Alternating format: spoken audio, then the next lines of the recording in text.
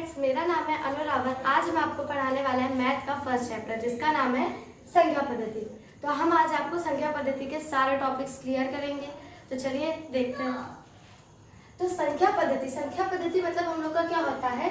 संख्या पद्धति यानी होता है हम लोगों का कि संख्या को लिखने का एक तरीके का ढंग यानी एक तरीके का तरीका होता है हम लोगों का संख्या को लिखने का। हमारे संख्या पद्धति उसे कहते हैं, ठीक है। और संख्या पद्धति के हमारे दो प्रकार होते हैं। एक हमारा होता है हिंदू अरबी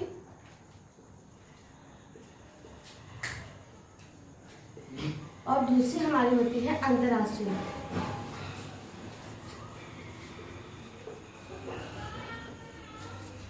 ठीक है, एक हमारी होती है हिंदू अरबी पद्धति और एक हमारी होती है अंतरराष्ट्रीय पद्धति। अब हिंदू अरबी पद्धति को हम लोग संख्याओं को कैसे लिखते हैं, जैसे हमारा हो जाता है इकाई, दहाई, सैकड़ा, हजार, 10,000, लाख। इस तरीके से हम लोग हिंदू अरबी में उसे लिखते हैं। लेकिन अगर अंतरराष्ट्रीय में अगर हम लोग को लिखने के लिए कह दिया जाए तो उसको हम लोग कैसे लिखते हैं, इकाई, दहाई, सैकड़ा, हजार, 10,000, 100,000, मिलियन, 10 मिलियन, 100 मिलियन, इस तरीके से लिखते हैं। ठीक है, तो फिर अब आप लोग को आपको संख्या पद्धति के दोनों प्रकार समझ में आ गए होंगे। अगर नहीं आए हैं तो कमेंट्स में बता दीजिए। चलिए आगे बढ़ते हैं। अब दूसरी चीज हमारे होते हैं अंक। हमारे अंक क्या होते हैं, अंक हमारे जो होते हैं वो कितने हमारे कुल होते हैं, कुल हमारे टोटल 10 अंक होते हैं। 10 अंक होते हैं। कौन कौन से होते हैं, 0, 1, 2, 3, 4, 5, 6, 7, 8, 9, ये हमारे कुल 10 अंक होते हैं। अब इन अंकों से हम लोग दुनिया भर की कोई भी संख्याएं कोई हम लोग को बनाने के लिए कह दे तो हम लोग इस अंकों से दुनिया भर की कोई भी संख्याएं बना सकते हैं। जैसे कि अगर हमसे किसी ने कह दिया कि बनाइए 110, तो 110 अब आप देख सकते हैं कि 110 में हम लोगों का अंक का प्रयोग हुआ है। जैसे 1 है तो 1 देखिए हमारे इस अंक में कहीं आया है, यानी ये तो सही है। दूसरे यहाँ पे भी 1 है यानी 1 यहाँ पे भी आया हुआ है, यानी ये 0 है, यानी यहाँ पे 0 भी। यानी इन अंकों हम लोग सही थे बिल्कुल भी, यानी अंकों से हम लोग कोई भी संख्या दुनिया भर की कोई भी संख्याएं बना सकते हैं। क्लियर, आगे चलते हैं। अब दूसरी हमारी होती है प्राकृतिक संख्याएं।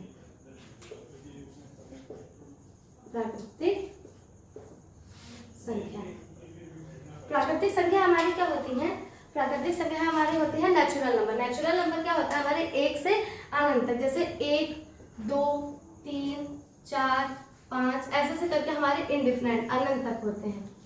समझे, यानी किसी भी सामान्य संख्या को हम लोग प्राकृतिक संख्याएं कहते हैं। क्लियर, आगे बढ़ते हैं। दूसरा होता है हमारा पूर्ण संख्या। पूर्ण संख्या हमारी क्या होती है, पूर्ण संख्या हमारे 0 से लेके अनंत तक होती है, 1 से नहीं होती है, 0 से लेके अनंत तक होती है। जैसे 0, 1, 2, 3, 4 ऐसे करके ये भी अनंत तक होती है। जैसे अब हम लोग का प्राकृतिक संख्याओं और पूर्ण संख्याओं में कंफ्यूजन होता है। ऐसे हमारा औसत चैप्टर है तो उसके अंदर ऐसे काफी क्वेश्चंस आते हैं। जैसे बोला जाता है कि प्रथम 5 प्राकृतिक संख्याओं का योग का मतलब प्रथम 5 प्राकृतिक संख्याओं का औसत, ये पूछा जाता है। तो जब प्रथम 5 प्राकृतिक संख्याओं का औसत पूछा जाए तो हम लोग प्रथम 5 प्राकृतिक संख्या पूछी गई, यानी यहाँ से हम लोग को 1, 2, 3, 4, 5 इस तरीके से हम लोग को लिखना पड़ेगा।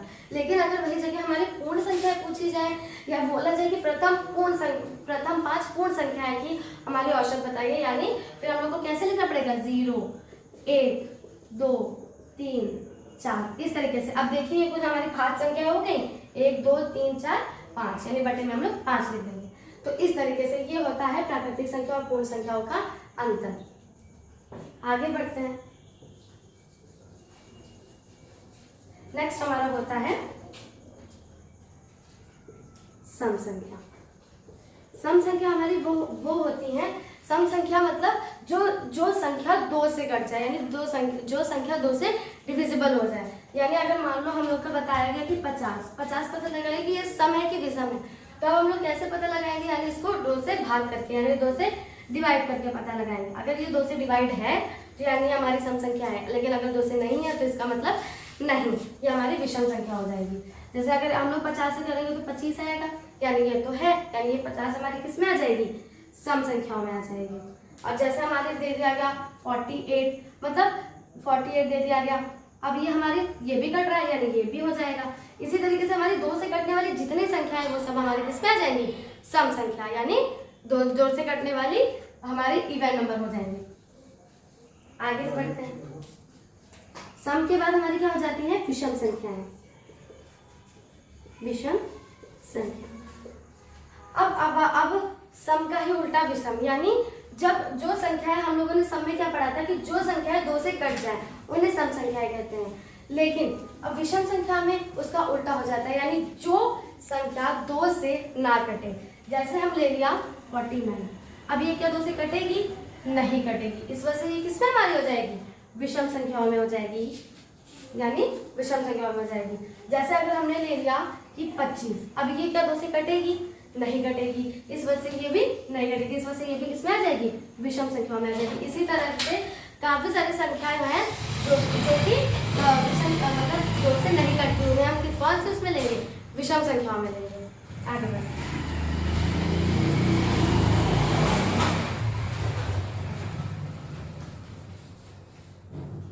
सम विषम के बाद हमारी आती है भाज्य। भाज्य संख्याएं। भाज्य संख्याएं क्या होती हैं, भाज्य संख्याएं वह होती हैं जिनका 2 या 2 से अधिक गुणनखंड होता है, उन्हें भाज्य संख्याएं कहते हैं। जैसे कि मान लो गुणनखंड यानी होता है फैक्टर, जैसे कि मान लो हमने 48 ले लिया, अब इसके कितने फैक्टर, ये किन किन संख्याओं से कटेगा, तो आप देख सकते हैं 1 से कटेगा, 2 से कटेगा, 3 से कटेगा, 4 से कटेगा, इसी तरीके से काफी सारी संख्याओं से कट जाएगा, यानी इससे 2 से अधिक गुणनखंड यानी 2 से ज्यादा संख्याओं से कट रहा है, इसका मतलब ये हमारी किसमें चला जाएगा, भाज्य संख्याओं में चला जाएगा। लेकिन अगर वही हम ले ले 3 ले ले मानो, तो 3 के कितने गुणनखंड हो सकते हैं, 3 के एक तो ये 1 से कटेगा, दूसरा 3 से कटेगा, इससे ज्यादा ये कट सकते हैं, नहीं कट सकता है, इस वजह से ये हमारे भाज्य संख्याएं नहीं होंगी। जो मतलब वही होता है कि जो संख्या के 2 या 2 से अधिक गुणनखंड होते हैं उन्हें हम लोग भाज्य संख्या कहते हैं। जैसे कि हमने ले लिया था 48, 36, मतलब ऐसी काफी सारी संख्याएं हो सकती हैं जो हमारी अगर 2 या 2 से अधिक गुणनखंड होता है तो वो हमारी भाज्य संख्या में आ जाती है। आगे बढ़ते हैं। आगे हमारी होती है अभाज्य संख्याएं। अभाज्य संख्याएं। अभाज्य संख्या हमारी क्या होती है, जिन संख्याओं के केवल 2 गुणनखंड हो, यानी वह संख्या जो केवल 1 से और दूसरा स्वयं से कटे और किसी से ना कटे, उन्हें हम अभाज्य संख्याएं कहते हैं। जैसे हमने मान लिया 5, तो 5 हमारी ये 1 से कटती है और किसी से नहीं कटती, इस वजह से ये खाली 1 से और 5 से कटती है, यानी इसके कुल कितने 2 ही गुणनखंड हुए, यानी ये हमारे किसमें अभाज्य संख्याओं में लिखी जा सकती है। यानी ऐसे हम लिखते हैं 5, 3, 7, 11, इसी तरीके से काफी सारी। ठीक, अभाज्य हो गई। अब हमारी होती है सह अभाज्य संख्या। सह अभाज्य संख्या। अब सह अभाज्य संख्या हमारी क्या होती है, जिन संख्याओं का मासा 1 हो, यानी जिन संख्याओं का मासा 1 हो। जैसे हमने ले लिया 5 और 7, अब इनका मासा हमारा 1 होगा कि नहीं होगा। जैसे 5 ले लिया, अब इसको ऐसे कर लेंगे, 5 एकम 5, बचा कितना 2, फिर 5 से काटा, फिर आया 2 दूना 4, बचा 1, यानी 2 बार में पूरा कट जाएगा ये, यानी इनका मासा कितना होगा 1 होगा। इस वजह से जिन संख्याओं का मासा 1 होता है उन्हें हम अभाज्य संख्या कहते हैं। जैसे हो गया 3, 7, 11, 13, इस तरीके से हमारी काफी सारी संख्याएं होती हैं। ठीक है, आगे बढ़ते हैं।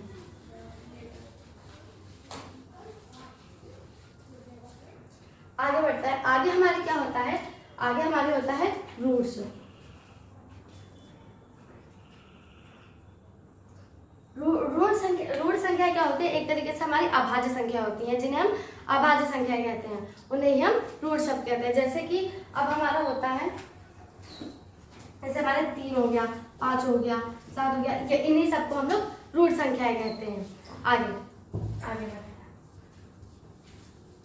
अब इसमें काफी सारे ये टॉपिक रहते हैं कि अनुवर्ती, पूर्ववर्ती, कुछ ऐसे शब्द भी आते हैं जिन्हें हमको जानना हो रहता है। अब जैसे हम काफी सारे क्वेश्चंस आते हैं, जैसे कि होता है अनुवर्ती, एक शब्द होता है अनुवर्ती,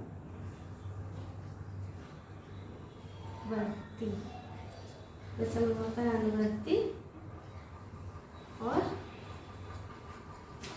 पूर्ववर्ती।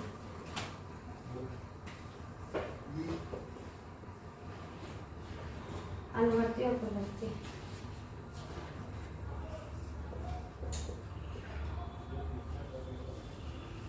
तो अनुवर्ती शब्द हमारा क्या होता है, अनुवर्ती यानी जिसमें आ आगे लगे। अ यानी अनुवर्ती में जिससे, जैसे हम किसी संख्याओं में एक जोड़ते हैं, उन्हें हम अनुवर्ती शब्द कहते हैं। जैसे कि हमारा लगे, जैसे काफी सारे क्वेश्चंस आता है, जैसे कोई एक संख्या दे दी जाएगी, उसमें क्या कहा जाएगा, इसका अनुवर्ती निकाले, यानी इसमें एक जोड़ा जाए। जैसे अब कभी भी आपको कह दिया जाएगा कि इसका अनुवर्ती निकाले, तो उसके अंदर आपको एक जोड़ा जाए। और जैसे पूर्ववर्ती हो गया,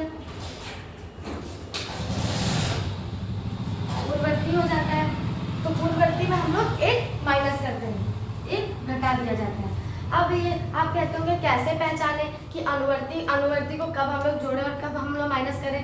तो अनुवर्ती के आगे हमेशा अ यानी हमारा क्या होता है, आगे। अ से हम लोग आगे कह सकते हैं, तो इस वजह से आगे यानी एक जोड़ना होता है। समझ में आया? इससे आप ये कह सकते हैं कि अ आगे लगता है, यानी अ से हम लोग एक जोड़ना समझ सकते हैं। और दूसरा होता है प। पूर्ववर्ती में आगे हम लोग का क्या लगता है, प लगता है।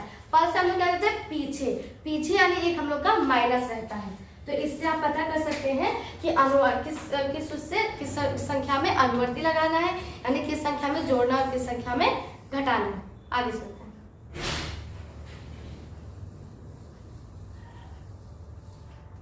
आगे हमारा क्या होता है, आगे हमारा काफी संख्या जैसे होता है स्थानमान। स्थानमान दो चीज होती है, एक होता है स्थानमान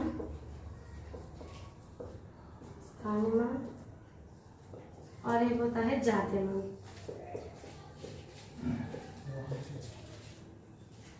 होता है स्थानमान और जात्यमान। अब स्थानमान हमारा क्या होता है, जैसे दे दिया जाएगा कि जैसे ये संख्या दे दी जाएगी कि 2 3, अब बोला जाएगा कि इसका 3 का स्थानमान बताइए, यानी इस संख्या का स्थानमान बताइए। तो स्थानमान हमारा क्या होता है, स्थानमान यानी प्लेस वैल्यू यानी जैसे 3 है तो 3 को आप लोग लिख लेंगे और 3 के आगे जितनी संख्याएं होंगी, यानी 3 के आगे कितनी संख्याएं हैं, 2 संख्याएं हैं, 1 2, यानी 2 अंक पे 0 लगा देंगे। अब अगर उसी जगह पे आप लोग कह दें कि हम दूसरा एग्जाम्पल लेते दूसरा ले लेते हैं। अब आप लोगों को कह दिया जाएगा कि 6 का स्थानमान बताइए, यानी 6 की प्लेस वैल्यू बताइए। तो 6 तो आप लोग ऐसे वैसे लिख लेंगे सीधा, और उसके आगे कितने हैं, 1 2 3, यानी 3 0 हम लोग लगाएंगे आगे। तो इस तरीके से आप स्थानमान निकाल सकते हैं, इस तरीके से हम लोग स्थानमान निकाल सकते हैं। अब हम लोग करते हैं कि जात्यमान। तो जात्यमान का हमारा कैसे होता है कि जैसे बता दिया जाए कि इसी संख्या का जात्यमान यानी मान लिया जाए कि 4 का, इसने बोला कि जात्यमान यानी फेस वैल्यू निकालनी है। तो कभी भी 4 का जिस संख्या का आपको बता दिया जाए कि जिस संख्या का हमको जात्यमान निकालना है, तो उस संख्या का वही संख्या जात्यमान होती है। जैसे कि हम लोग मान ले कि हमारे इस संख्या की ये जो 4 है, इसका हम लोग जात्यमान बताओ, जात्यमान। तो इस 4 का जात्यमान क्या होगा, 4 होगा। अगर हम लोग कह दिया जाए दूसरी संख्या ले लीजिए, तो दूसरी संख्या ले लेते हैं।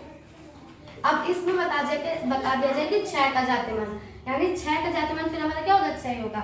ऐसे कोई भी संख्याएं ले लीजिए, और अगर किसी भी संख्या का किसी भी अंक का जात्यमान अगर आपको निकालने के लिए कह दिया जाए, तो उस संख्या का वही संख्या आपकी जात्यमान होती है। आगे बढ़ते हैं।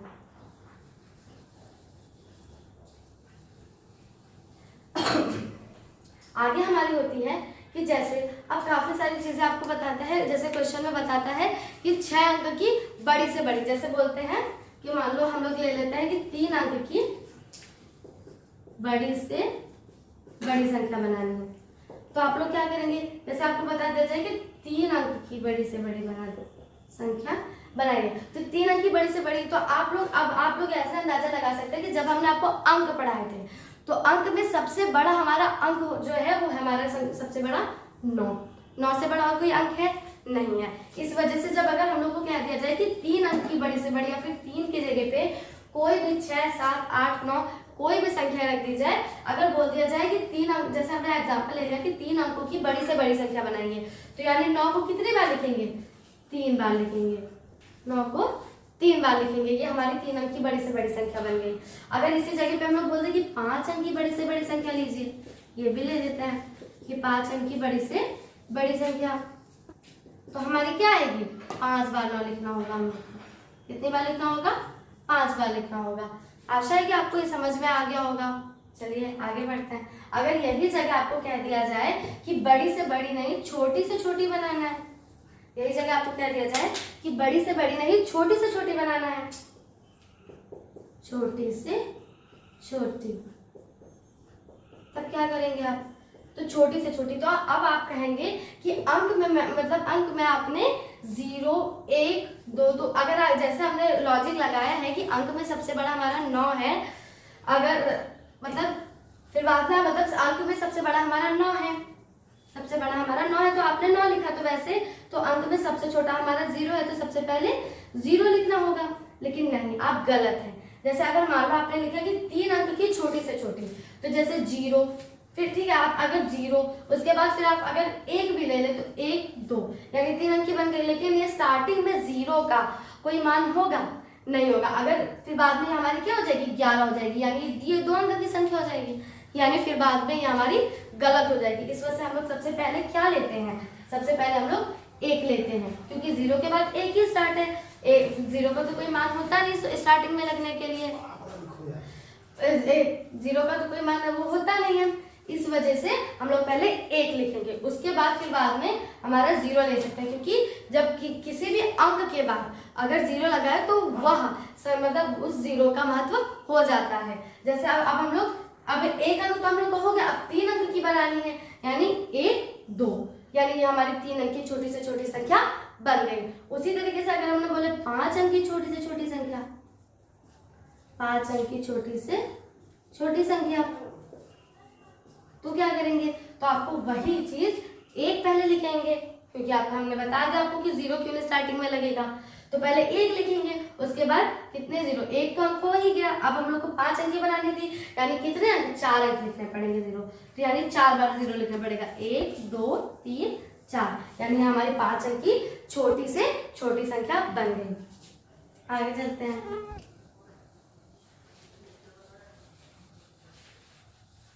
आगे बढ़ते हैं। आगे हमारा क्या आता है? आगे हमारा होता है कि जैसे अब हम लोग बता दिया जाए, जैसे अभी आपको काफी सारा मतलब काफी ज्यादा वो होता है जैसे, और फिर इसी तरीके से आपको इसी तरीके का गुणनफल आ सकता है, अंतर आ सकता है, भाग मतलब कुछ भी आ सकता है, वो आप कर सकते हैं। तो अब आगे चलते हैं। आगे हम लोग का एक होता है विस्तारित रूप, एक होता है विस्तारित रूप। अब विस्तारित रूप हमारा क्या होता है? विस्तारित यानी किसी संख्याओं को विस्तार में लिखना, यानी किसी संख्या को हम लोग कैसे लिखते हैं? किसी बड़े फॉर्म में, एक्सपेंडेड फॉर्म में लिखना। ठीक है, जैसे अगर हम लोग ने कोई संख्या ले ली, जैसे छोटी संख्या लेते हैं, जैसे ये संख्या ले ली हम लोगों ने, अब इसको हम लोग को किस में? विस्तारित रूप में लिखना है, विस्तारित रूप में। ठीक है, तो अब हम लोग विस्तारित रूप में इसको कैसे लिखेंगे? जैसे लेके मान लो 2, अब 2 को हम लोग कितने से गुणा करें? जैसे हम लोग कर सकते हैं 100 से गुणा, 100 से करेंगे तब हमारा कितना आ जाएगा? 200 आ जाएगा। यानी जैसे अब हम लोग मान लेंगे फिर जैसे 2 लिया, अब 2 के आगे कितने जीरो हैं? कितनी संख्या है? 2 संख्याएं हैं, तो यानी 2 संख्याओं से इसको 2 मतलब 2 जीरो से, यानी इसको 100 से गुणा करना पड़ेगा। अब आगे देखते हैं। आगे हमारा 3 है, तो 3 को कैसे लिखेंगे? 3 गुणे 10, ऐसे तो लिख सकते हैं। उसके बाद हमारा है 5 को हम लोग किससे? 1 से, क्योंकि अगर 5 को हम लोग 5 के आगे एक भी संख्या नहीं है, यानी इसको 1 भी उससे गुणा नहीं करना पड़ेगा। अब इसको हम लोग देख लेते हैं प्रूफ करके कि ये हम लोग का सही है कि नहीं। अब अगर 2 को 100 से गुणा करेंगे तो आएगा 200, और अगर 3 को 10 से गुणा करेंगे तो आएगा 30, और अगर हम लोग 5 को 1 से गुणा करेंगे तो आएगा 5, और जब इन सबको हम लोग प्लस कर देंगे यानी जोड़ देंगे तो हमारा आएगा 235। तो इसी तो ऐसे ही हम लोग अपने विस्तारित रूप को कर सकते हैं। अब एक और क्वेश्चन आता है हम लोगों का कि विस्तारित रूप को 10 की घात में लिखिए। किसकी घात में लिखिए? 10 की घात में लिखिए। तो हम लोग इसको 10 की घात में कैसे लिख सकते हैं? जैसे हमने लिखा था इसको 2 × 100 प्लस 3 × 10 प्लस 5 × 1 ऐसे लिखा था। अब देखिए, अब हम लोग 100 को 10 के रूप में कैसे कर सकते हैं? जैसे 10, अब जैसे 10 2 है, ठीक है। अब हम लोग ऐसे लिख सकते हैं, ऐसे लिख सकते हैं इसको, यानी 10 को 10 को जैसे हो सकता है 2 × 10 की घात 2, ठीक है। और उसके बाद हमारा आता है 3 × 10। अब यहाँ पे 10 भी हो सकता है, उसके बाद इसमें 1 भी, अगर इसकी घात 1 है तो यानी उसका भी मतलब यही होगा। अगर हम लोग की घात हम लोग की 10 से खाली गुणा किया है तो उसका भी मान वही होगा। अगर ऊपर 1 लिखा गया है तो उसका भी मान वही होगा। अब आगे हमारा आता है 5 × 1। अब यहाँ पे 5 भी लिख सकता है और × 1 भी लिखा जा सकता है। तो ऐसे ही हम लोग 10 की घात में लिखेंगे। क्लियर? तो फिर आज की वीडियो में यहीं तक का। अगली वीडियो में आपको हम बताएंगे। अगर आपको कोई भी डाउट हो तो नीचे कमेंट बॉक्स में लिखिए। धन्यवाद। अगली क्लास में आपको इससे भी और भी सारे टॉपिक्स पढ़ाए जाएंगे। Thank you. अगर ये वीडियो आपको पसंद आई हो तो लाइक कीजिए, शेयर कीजिए और चैनल को सब्सक्राइब कीजिए। प्लीज़ कर दीजिएगा, क्योंकि इतनी ज़्यादा मेहनत की है तो प्लीज़ मेहनत को पानी में मत डालिएगा।